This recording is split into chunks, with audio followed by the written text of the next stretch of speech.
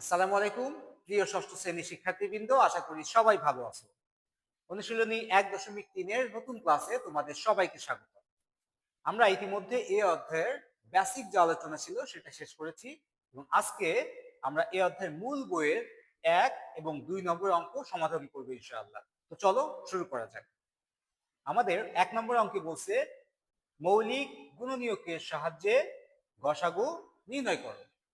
দেখো, মৌলিক গুণনীয়কের সাহায্যে কিভাবে গসাগু নির্ণয় করতে হয় আমরা কিন্তু বেসিক ক্লাসে এটা আলোচনা করেছি, তাই না? যারা আমাদের প্রথম ক্লাসটি দেখেছো তারা কিন্তু এই কনসেপ্টটা ক্লিয়ার। তাহলে আমরা এখন শুরু করি খুব সহজেই কিভাবে এটা নির্ণয় করা যায়। আমাদের প্রথমে যে অঙ্কটি দিয়েছে কতে, সে অঙ্কে 3টি সংখ্যা দিয়েছে, 144, 240 এবং 612। যারা প্রথম ক্লাস মিস করেছো তারা যে ক্লাস বুঝবা না ব্যাপারটা সেরকম না, কিন্তু যারা প্রথম ক্লাস দেখেছো তাদের বুঝতে সহজ হবে, আর যারা প্রথম ক্লাস দেখোনি তাদেরকে নতুন করে বোঝা লাগবে। পার্থক্যটা হচ্ছে এখানে। তবে এই ক্লাস থেকেও যারা দেখবা তারা কিন্তু বুঝতে পারবা, কোনো সমস্যা নাই। ওকে, তাহলে আমাদের প্রথম কাজ হচ্ছে, দেখো বলছে মৌলিক গুণনীয়কের সাহায্যে গসাগু নির্ণয়। তাহলে এইখানে যে 3টি সংখ্যা আমাদের দিয়েছে, এই 3টি সংখ্যার মৌলিক গুণনীয়ক আগে বের করতে হবে।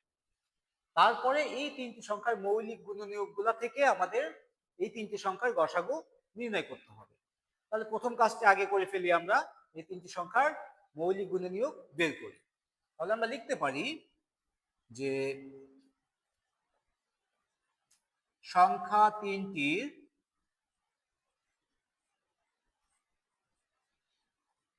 মৌলিক গুণনীয়কে বিশ্লেষণ করে পাই সংখ্যা 3টিকে, 3টি না, সংখ্যা 3টিকে মৌলিক গুণনীয়কে বিশ্লেষণ করে পাই। তার মানে এদেরকে আমরা এখন মৌলিক গুণনীয়কে বিশ্লেষণ করব। বিশ্লেষণটা কিভাবে করতে হয়? একটা সংখ্যা আমরা ইউক্লিডীয় পদ্ধতি যেভাবে 2টা বা 3টা সংখ্যার গসাগু লসাগু বের করি, এখানে করব কি আমরা সেইভাবেই যাব, কিন্তু সংখ্যা হবে একটি, মানে আলাদা আলাদা প্রত্যেকটি সংখ্যা নিয়েই কাজ করব। তাহলে প্রথমে 144 নিলাম। সত্য কি, এখানে যে সংখ্যা নিয়ে ভাগ করতে হবে সেই সংখ্যাগুলো কিন্তু অবশ্যই মৌলিক সংখ্যা নিতে হবে, কারণ আমাদের বলছে মৌলিক গুণনীয়কের সাহায্যে। তাহলে গুণনীয়ক যেটা নিব সেটা অবশ্যই মৌলিক হতে হবে। তাহলে এটা একটা জোড় সংখ্যা দেখো, তাহলে একমাত্র জোড় মৌলিক সংখ্যা হচ্ছে 2। যেহেতু জোড় সংখ্যা তাহলে অবশ্যই 2 দ্বারা বিভাজ্য হবে। তাহলে আমরা 2 নিতে পারি। 2 দিয়ে ভাগ করলে দেখো 2 একের মধ্যে যায় না, 14 এর ভিতরে যাবে, 7 দুগুণা 14 থাকে 4, 2 দুগুণা 4। একইভাবে 72 দেখো জোড় সংখ্যা, তাহলে একেও আমরা 2 দ্বারা ভাগ করতে পারি। 2 দিয়ে ভাগ করি, তাহলে 7 এর মধ্যে 2 কয়বার যায়? 3 বার। 3 দুগুণা 6 থাকে 1, 2 12, 6 দুগুণা 12। ওকে, 36 এর জোড় সংখ্যা, 2 দিয়ে ভাগ করলে থাকে 18 দুগুণী 36। আবার দেখো 18 জোড় সংখ্যা, তাহলে একে 2 দিয়ে ভাগ করলে থাকবে 9 দুগুণা 18। 9 কিন্তু বিজোড় সংখ্যা, 9 কে কত দ্বারা ভাগ করা যায়? 2 এর পরে মৌলিক সংখ্যা 3, 3 দিয়ে কিন্তু 9 কে ভাগ করা যায়। তাহলে 3 নিলে 3 তিরিককে 9, এই 3 কে আর ভাগ করা যাবে না কারণ এ মৌলিক সংখ্যা। ওকে, তাহলে 144 এর মৌলিক গুণনীয়কে বিশ্লেষণ আমরা করে ফেলেছি। এখন আমরা 240 কে করব।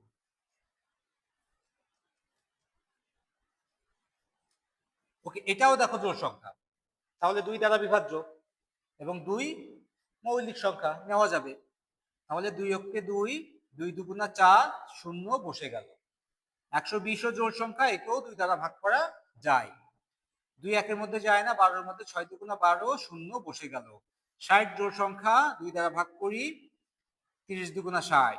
30 জোড় সংখ্যা, 2 দ্বারা ভাগ করি, 15 দুগুণী 30। 15 বিজোড় সংখ্যা, তাহলে 2 এর পরে মৌলিক সংখ্যা কোনটি? 3। দেখো 3 দ্বারা কিন্তু 15 কে ভাগ করা যায়।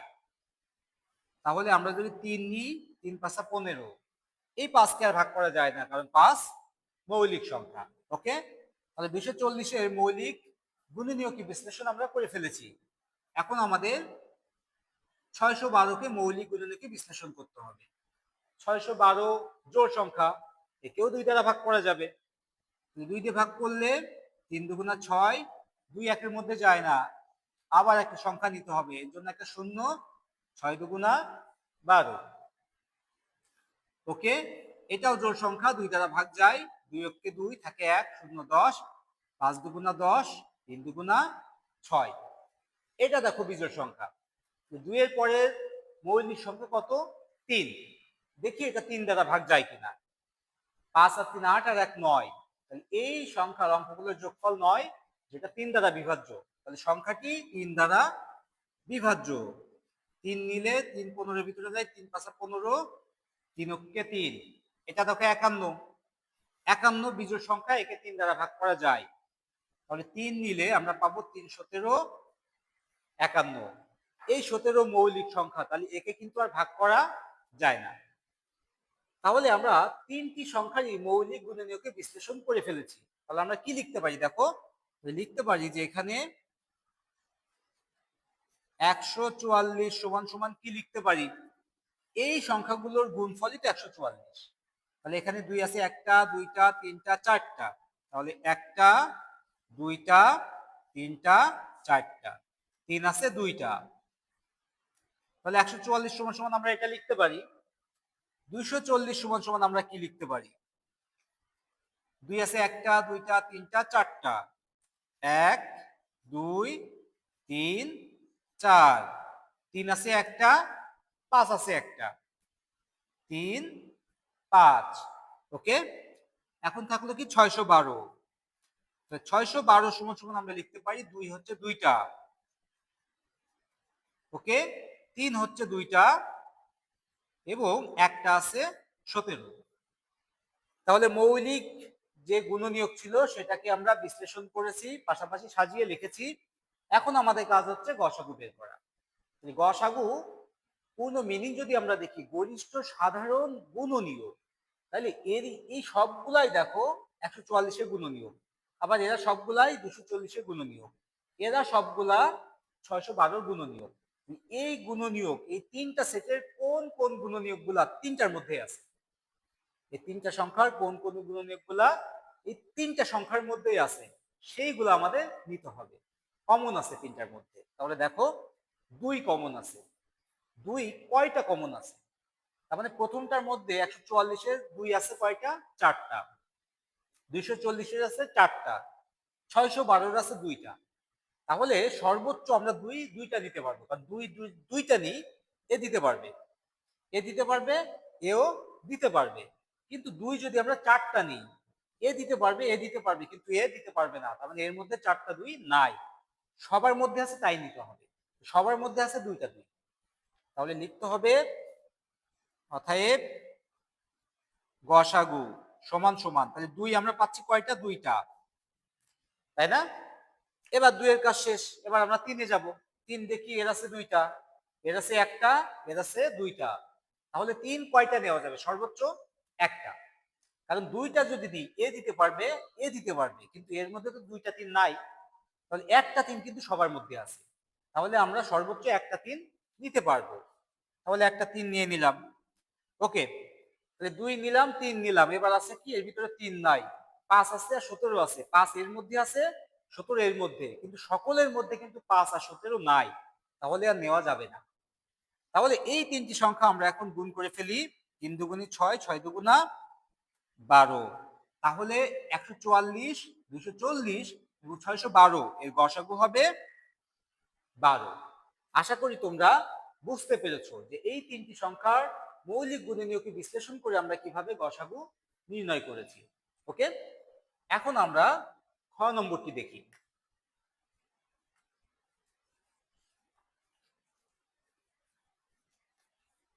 ওকে, খতে আমাদের যে তিনটি সংখ্যা দিয়েছে সেটা হচ্ছে 525, 495 এবং 570।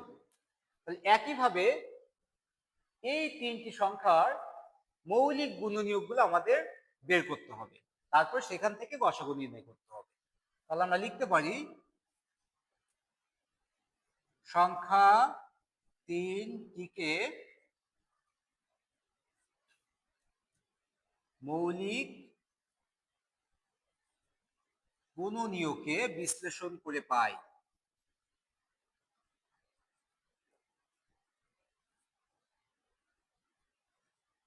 ওকে, তাহলে প্রথম সংখ্যা আমাদের কি আছে? 525। দেখো 525 একটি বিজোড় সংখ্যা, তাহলে একে 2 দ্বারা ভাগ করা যায় না। 2 এর পরে মৌলিক সংখ্যা আছে 3, দেখি 3 দ্বারা ভাগ করা যায় কিনা। 5 আর 2 7, 7 5 12। সংখ্যাটির অঙ্কগুলা 3 দ্বারা বিভাজ্য, তাহলে সংখ্যাটিকে 3 দ্বারা ভাগ করা যায়।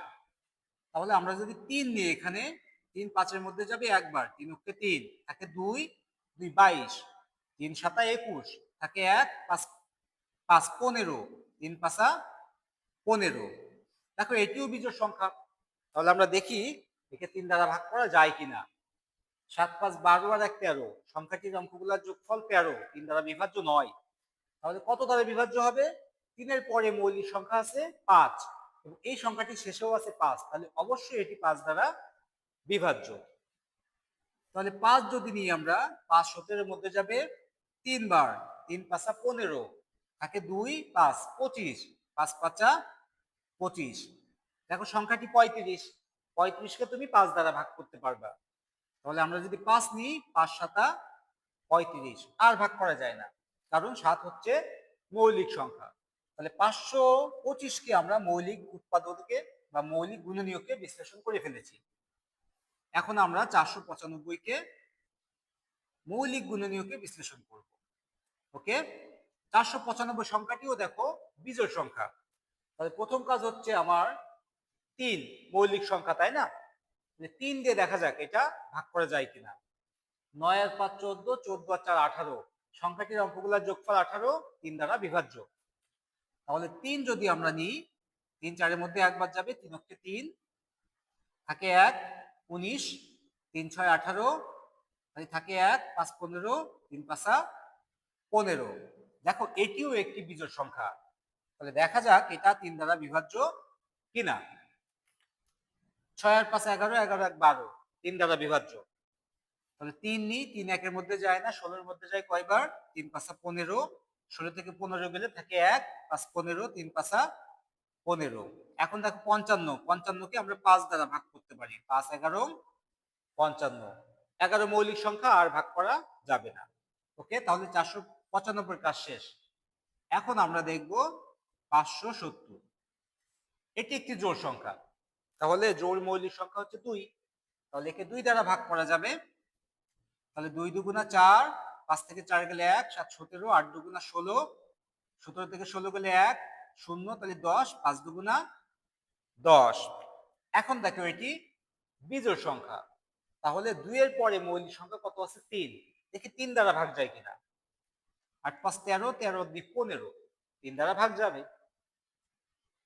তাহলে আমরা 3 নিলে 3 2 এর মধ্যে যায় না, 28 এর মধ্যে যায় 9 বার, 3 নং 27, থাকে কত? 1, 1 আর 5 15, 3 5 15। ওকে, এখন থাকলো 95। 95কে কি 3 দ্বারা ভাগ করা যায়? 9 আর 5 14, যোগফল 14, 3 দ্বারা ভাগ যায় না। যেহেতু শেষে 5 আছে এবং 3 এর পরে মৌলিক সংখ্যা 5, এটা অবশ্যই 5 দ্বারা বিভাজ্য হবে। 5 নিলে একবার যায়, 5 অক্ষে 5 থাকে 4, 5 45, তাহলে কত? 5 নং 45। দেখো 19কে আর ভাগ করা যায় না, কারণ 19 মৌলিক সংখ্যা। তাহলে আমরা এই 3টি সংখ্যাকে মৌলিক উৎপাদকে বিশ্লেষণ করেছি বা মৌলিক গুণনীয়কে বিশ্লেষণ করেছি। তাহলে আমরা লিখতে পারি যে এখানে 525 সমান সমান 3 গুণিত 5 গুণিত 5 গুণিত 7। ওকে, 495 সমান সমান 3 গুণিত 3 গুণিত 5 গুণিত 11 এবং 570 সমান সমান 2 গুণিত 3 গুণিত 5 গুণিত 19। তাহলে অতএব গসাগু। তাহলে এই যে মৌলিক গুণনীয়ক, এখান থেকে কোন গুণনীয়কগুলো 3টে সংখ্যার মধ্যে আছে সেগুলো নিতে হবে। দেখো 3, একটা 3 কিন্তু সবার মধ্যে আছে, এর একটা 3 আছে, এর দুইটা আছে, এর একটা 3, মানে সকলের মধ্যে আছে একটা 3। তাহলে আমরা একটা 3 নিলাম। দেখো তো 5 কি সকলের মধ্যে আছে? 5 সকলের মধ্যে আছে। কয়টা সর্বোচ্চ নেওয়া যাবে? একটা। তাহলে একটা 5 নিলাম। আর কোনো কিছু নেওয়া যায় কিনা দেখো। 7 এর মধ্যে আছে আর কারোর মধ্যে নাই, নেওয়া যাচ্ছে না। 11 এর মধ্যে আছে আর কারোর মধ্যে নাই। একইভাবে 19 এর মধ্যে আছে আর কারোর মধ্যে নাই। এই 2 এর মধ্যে আছে আর কারোর মধ্যে নাই। তাহলে আর কোনো সংখ্যা নেওয়া যাচ্ছে না। এই দুটি সংখ্যার গুণফলই হচ্ছে গসাগু। যে দুটি সংখ্যা গুণ করলে পাচ্ছি কত? 15। এই 15ই হবে 525, 495 ও 570 এর গসাগু। আশা করি তোমরা বুঝতে পেরেছো। ওকে, এখন আমাদের বাকি থাকলো গ। এই গ নম্বর অঙ্কটি আমি তোমাদের হোম টাস্ক দিলাম, বাড়ির কাজ দিলাম, তোমরা বাড়ি বসে অঙ্কটি করবা। অঙ্কটি দেখে হয়তো বা অনেকেরই মাথা গরম হয়ে গেছে যে এত বড় বড় সংখ্যার কাজটা বাসার কাজ দিল কেন দিলাম, তার পেছনে তো একটা কারণ আছে। কারণটা হচ্ছে এই সংখ্যা এবং এই সংখ্যা ধরে একে 2 দ্বারা ভাগ করলে তুমি পাবা কত? 1333। যেহেতু জোড় সংখ্যা 2 দ্বারা ভাগ যাবে, 1333 হবে জোড় দ্বারা ভাগ, 2 দ্বারা ভাগ করার পরে। এরপরে কোন মৌলিক সংখ্যা নিতে হবে তুমি 3 দিয়ে ভাগ করে দেখবা যায় কিনা, 5 দিয়ে দেখবা, 7 দিয়ে দেখবা, 11 দিয়ে দেখবা, 13 দিয়ে দেখবা, 17 দিয়ে দেখবা, 19 দিয়ে দেখবা। এইভাবে ভাগ করতে করতে যাবা যে কোন সংখ্যা দিয়ে এটাকে ভাগ করা যায়। সেম কিন্তু এটার ক্ষেত্রেও এটাকে প্রথমে 3 দ্বারা ভাগ করা যায়, এরপরে যে সংখ্যাটি পাবা সেই সংখ্যাটি কত দিয়ে ভাগ যায়। 3-এর পরে 3 দিয়ে দেখবা যায় কিনা, 5 দিয়ে দেখতে পারো, 7 দিয়ে দেখতে পারো, 11 দিয়ে, 13 দিয়ে, 17 দিয়ে, 19 দিয়ে, এইভাবে ভাগ করে করে দেখবা। ওকে, তো আশা করি তোমাদের ভালো লাগবে অঙ্কটি। আর যদি না পারো তবুও আমাদেরকে জানাবা, আমরা পরবর্তী ক্লাসে ইনশাল্লাহ আলোচনা করব। ওকে, এখন আমরা 2 নম্বর অঙ্কটি দেখি। 2 নম্বর অঙ্কে আমাদের বলছে ভাগ প্রক্রিয়ায় গসাগু নির্ণয় করো। ভাগ প্রক্রিয়ায় কিভাবে গসাগু নির্ণয় করতে আমরা জানি, তাহলে খুব সহজেই আমরা অঙ্কগুলো বুঝে যাবো ইনশাআল্লাহ। তাহলে কতে আমাদের যে অঙ্কটি দিয়েছে 105, 165। দেখো ভাগ প্রক্রিয়ায় গসাগু নির্ণয় করতে গেলে আমাদের দেখতে হবে কয়টি সংখ্যা দেওয়া আছে। 2টি সংখ্যা দেওয়া আছে, তাই না? তাহলে এই 2টি সংখ্যার মধ্যে ছোট সংখ্যা কোনটি সেটি আগে বের করতে হবে। ছোট সংখ্যা 105। এই ছোট সংখ্যা দিয়ে বড় সংখ্যাটিকে ভাগ করতে হবে। ভাগ করার ফলে ধরো মিলে যাবে না, একটা ভাগশেষ থাকবে, ওই ভাগশেষটাই তখন হয়ে যাবে ভাজক। আর ওই ভাজক কাকে ভাগ করবে? তার আগের ভাজককে ভাগ করবে। এইভাবে যেতে যেতে কোন ভাজকের সময় অঙ্কটি মিলে যাবে সেই ভাজকটি হবে, বা সর্বশেষ যে ভাজকটির সময় অঙ্কটি মিলে যাবে সেই ভাজকটি হবে এদের গসাগু। তাহলে প্রথম কাজ কি? ছোট সংখ্যা দিয়ে বড় সংখ্যাটিকে ভাগ করা। তাহলে আমরা এখানে দেখো ছোট সংখ্যাটি কি আছে? 105। এই 105 দিয়ে যদি আমরা এখন 165-কে ভাগ করি কয়বার যাবে দেখো তো? 2 বার নিলে 210 হয়ে যায়, বড় হয়ে যায়, নেওয়া যাবে না। তাহলে একবার নিতে পারি। একবার নিলে কত থাকবে? 105। বিয়োগ করি, 5 5 মিলে গেলে 0, 0 আছে কত হলে 6 হবে, একে একে মিলে গেলে 0 বসে না। তাহলে আমরা পেলাম কত? 60 অবশিষ্ট, তাই না? এই 60 হয়ে যাবে এখন ভাজক। কাকে ভাগ করবে? এর আগের ভাজককে। এর আগের ভাজক কত ছিল? 105। তাহলে এখন 60 ভাগ করবে 105-কে। কতবার নেওয়া যাবে দেখো তো? 2 বার নিলে 120 হয়ে যায়, বেশি হয়ে যায়। তাহলে একবার নেওয়া যাবে। তাহলে কত থাকে? 60। বিয়োগ করি, 0 আছে কত হলে 5 হবে, 5 হলে, 6 আছে কত হলে 10 হবে, 4 হলে। হাতে থাকে 1, এক একে মিলে গেলে 0 বসে না। ওকে, এই ভাগ শেষ হয়ে যাবে এখন ভাজক। এ ভাগ করবে কাকে? এর আগের ভাজককে। এর আগের ভাজক কত ছিল? 60। তাহলে এখন আমরা 45 দিয়ে 60-কে ভাগ করলে একবার নেওয়া যাবে। তাহলে 45-কে 45 বিয়োগ করি, 5 আছে কত হলে 10 হবে, 5 হলে, হাতে 1, 4 আর 1 5, 5 আছে কত হলে 6 হবে, 1 হলে। ওকে, এখন এই 15 দিয়ে আমরা 45-কে ভাগ করি, কারণ 15 অবশিষ্ট আছে, তাহলে 15 হয়ে যাবে ভাজক। ভাগ করবে কাকে? এর আগের ভাজককে। একে আগের ভাজক ছিল 45, একে ভাগ করলে দেখো 15 45-এর মধ্যে 3 বার যায়, 3 15 45, 3 বার নিলে 45, দেখো তো মিলে গেছে না? তাহলে সর্বশেষ ভাজক কোনটা ছিল? সর্বশেষ ভাজক কিন্তু 15। তাহলে আমরা লিখতে পারি অতএব 15 হচ্ছে এই সংখ্যা দুটির গসাগু। তাহলে লিখবো প্রথমে কি, যে এখানে সর্বশেষ ভাজক 15, অতএব 105 ও 165 এর গসাগু সমান সমান 15। আশা করি তোমরা বুঝতে পেরেছো বিষয়টি। ওকে, এখন আমরা খ নম্বর অঙ্কটি দেখি।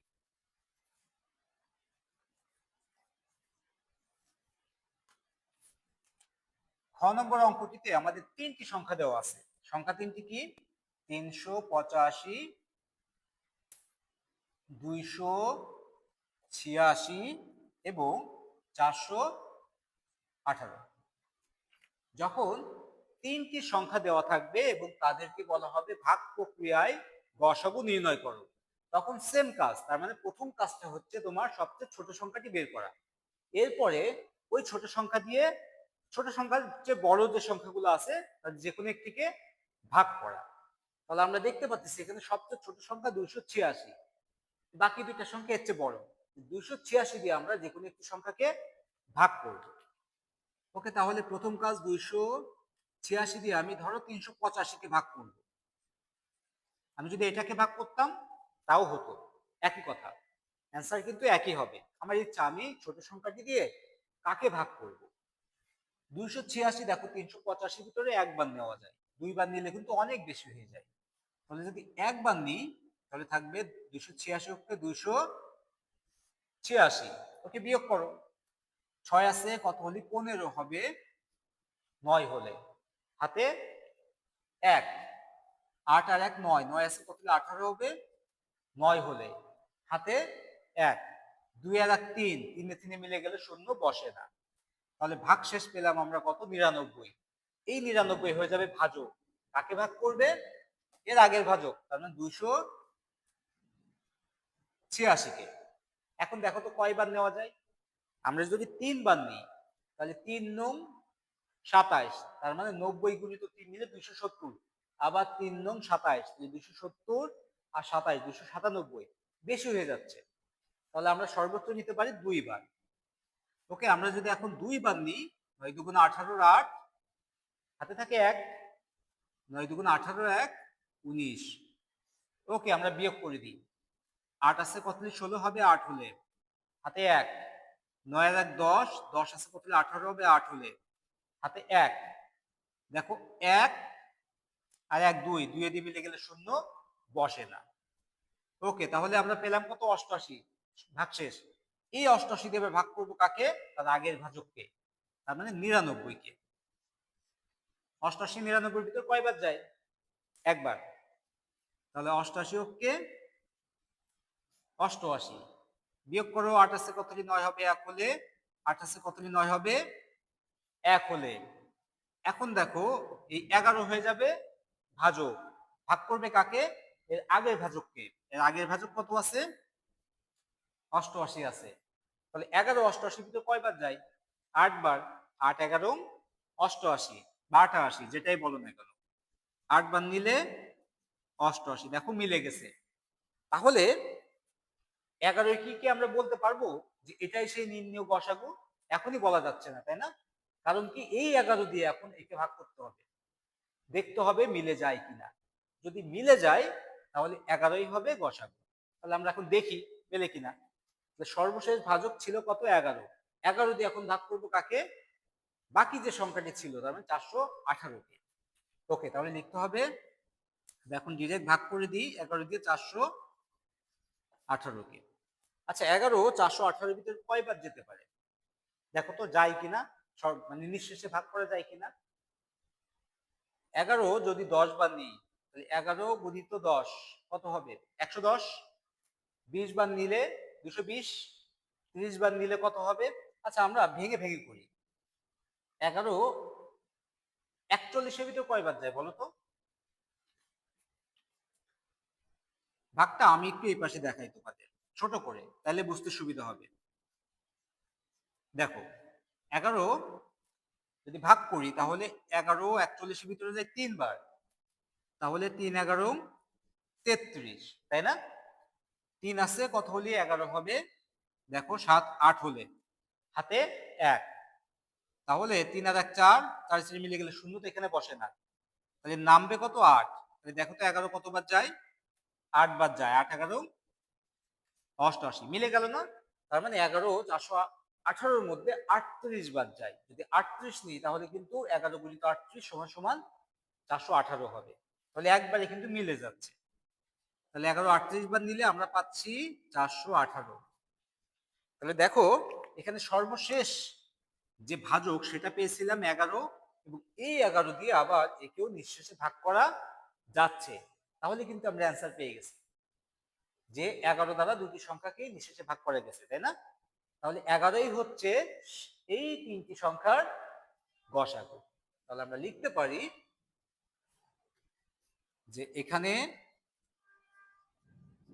সর্বশেষ ভাজক 11, অতএব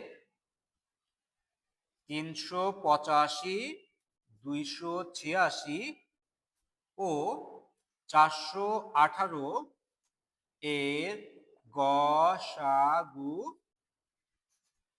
11। এটাই হচ্ছে উত্তর। তাহলে আশা করি আজকে যে ক্লাসে আমরা যে আলোচনা করলাম দুইটা টপিক নিয়ে বা দুই ধরনের অঙ্ক নিয়ে, তোমরা খুব ভালোভাবে বুঝতে পেরেছো। আজকে এ পর্যন্তই। পরবর্তী ক্লাসে আমরা ইনশাআল্লাহ বাকি অঙ্ক নিয়ে আলোচনা করব। তো সে পর্যন্ত সবাই ভালো থেকো। আল্লাহ হাফেজ।